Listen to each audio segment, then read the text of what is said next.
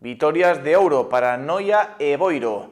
Os noieses sumaron de 3 para manterse vixiantes na loita pola fase de ascenso, mentres que os boiristas conseguiron un triunfo que lles deixa a permanencia a tiro de pedra. Permanencia case certificada para un Boiro que conseguiu sumar de 3 nun partido vital para salvar o descenso. Barraña recibía o Barbadás, equipo que marca a relegación con 33 puntos e que chegaba a Boiro co coitelo entre os dentes. Conseguiron adiantarse os locais aos 15 minutos cun tanto de Sila.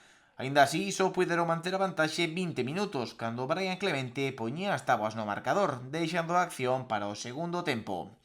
O paso por vestiarios deu aire fresco ao Boiro, que, motivado por enfrontar a un rival directo, conseguiu volver poñerse por diante cun gol de Yago García.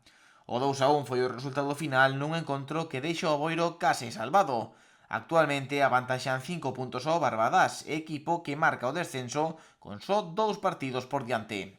Situados na 10ª posición, os de José Tizón miran agora cara a Somozas e Gran Peña, rivais nos últimos encontros do ano. E na parte alta da táboa, o Noia segue dando guerra. Se hai unhas semanas Iván Carril marcaba os 40 puntos como principal obxectivo, agora rozan os 50 e con aspiracións incluso dun posible ingreso nos playoffs de ascenso. O soño non é para menos, e é que este domingo asaltaron un dos campos máis difíciles da Liga, o do Racing Villalbés.